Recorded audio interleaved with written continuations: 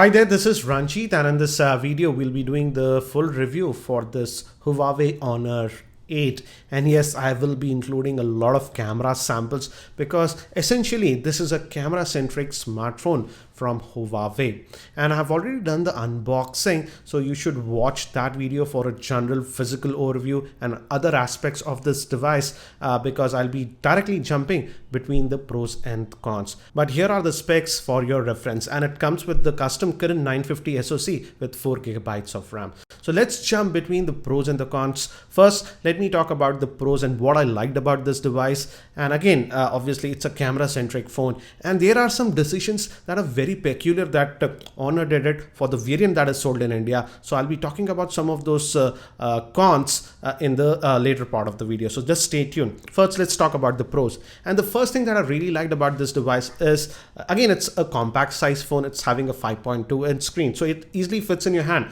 and it runs a custom UI, again, like other Honor Huawei phones. So no app tray or anything like that, but it's very well optimized, and I did not notice any lag whatsoever. So in general UI, the performance is very good, and again, it has 4 GB of RAM, so it really helps, and the RAM management was also done very well on this device.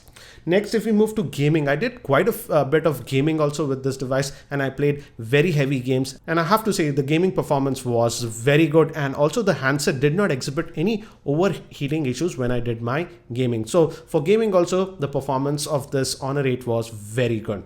Next, if we move to the charging, again, if you have watched my unboxing video, Huawei didn't give me the official charger for this one, but again, I tested it with the Qualcomm Quick Charger 2, and with that I was able to charge this device from 10% to 100% in 86 minutes. So it sort of supports quick charging, but I'm not very sure what is the type of charger that you're getting in the retail box because this is a review unit and I didn't get a charger with the same. Next thing is regarding the screen quality. Though in terms of the quality of screen that Huawei has provided, it's a good quality screen with decent viewing angles. It's a 1080p screen, but it gets the job done. The quality of the screen is good. But again, one con that I have noticed is that, again, it's a camera centric phone, so you take it outdoors and shoot a lot of photographs. But in direct sunlight, the brightness is simply not enough, and it's difficult to see the object. So that's one con that I have. In regular lighting and indoor conditions and other aspects, it's really good, but in direct sunlight, the screen gets a little bit difficult to view. Next thing is regarding the camera performance. Again, that is the highlighting point about this device. Again, as you can see, it has a dual camera setup. It's a 12-megapixel rear facing camera, and moving to the front facing camera, it's a 8-megapixel shooter. I'll just let the samples talk, and here are some of the sample shots that I've taken with the Honor 8. And as you can see, the samples that we have shot with this phone is incredible. Again, it's a camera centric phone, and I have to say the camera performance was mind-boggling. Again, as you can see with the sample shots, the camera performance is excellent on this Honor 8, and I have to say in this price point, the camera is the best. Nothing even comes close to it. Even I was taking some shots with the iPhone 7, and in some areas, particularly the Honor 8 did much better. So in terms of camera performance, the performance was very good. Even when you talk about the front facing camera, the front facing camera performance was also very good. Moving to video, it does not have optical image stabilization, so you have to be careful when you move, but here are some of the video samples. And let's try the focusing. Let's try this. As you can see, there is a little bit of wind, so the focusing works if you go to a nearby object, but it takes some time, I would say. And you have that tap to focus functionality. For example, let me show you. Let me go to this nearby object. If I tap it over here, as you can see, it's focusing the cactus. And if you go back again, you have to tap in, and then it will focus to another area. Now let me just walk around to see how is the stabilization. It does not have any optical image stabilization, but let's see how the software stabilizes the video. So I'm just walking normally. So this is a sample video with the Honor 8 rear facing camera. Again, a sample video with the rear facing camera of the Honor 8, and now I'm in the Pro mode, and in this you have a lot of settings. Now I've set the focus to autofocus continuous, and as you can see, now it's automatically tracking the flower. And if we just go to further object, you don't have to use the tap to focus and it works. So I would say this is actually much better in terms of video. You don't have to use that continuous tap to focus. Let me actually again show you, and now it should focus on this cactus, and if I just move back, about a second later it focuses on the other subject. So this is possible in the manual mode, and you have to set it to autofocus continuous. Shooting the sample video with the front facing camera of the Honor 8, and as you can see, this is in outdoor conditions.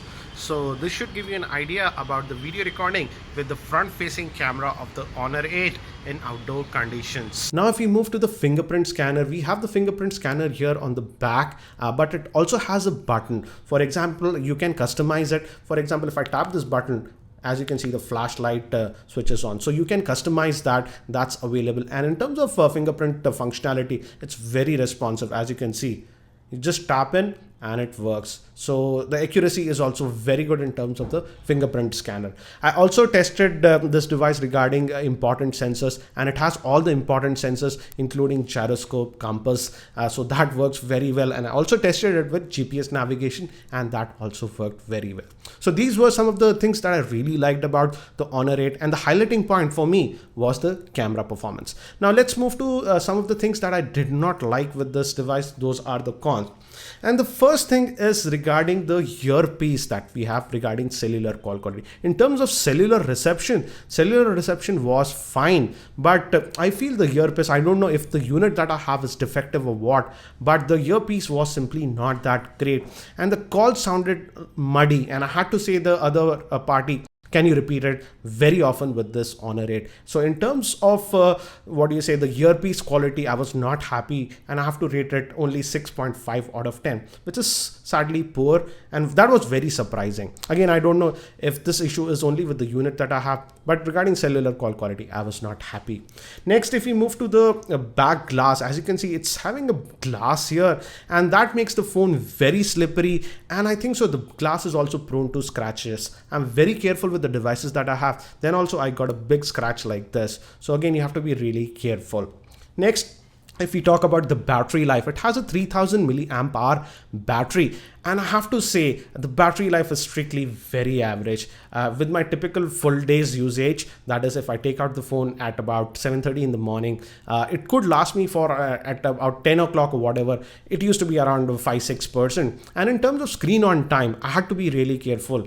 I could get a screen on time only around 3.5 to a max of about 4 hours. So strictly speaking, the battery life is not the strength of this device. And if you are sort of a moderate to a heavy user, you would require a top up in the evenings.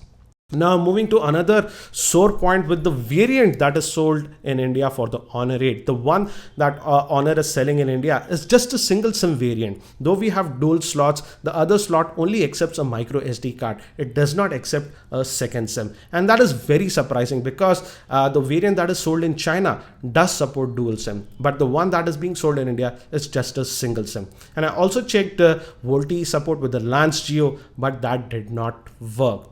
So VoLTE support as of now is not there on the Honor 8. Also in terms of the camera, as I've told you, the camera performance is really good, but as this device does not have optical image stabilization, so if you're taking video, you have to be careful when you move around.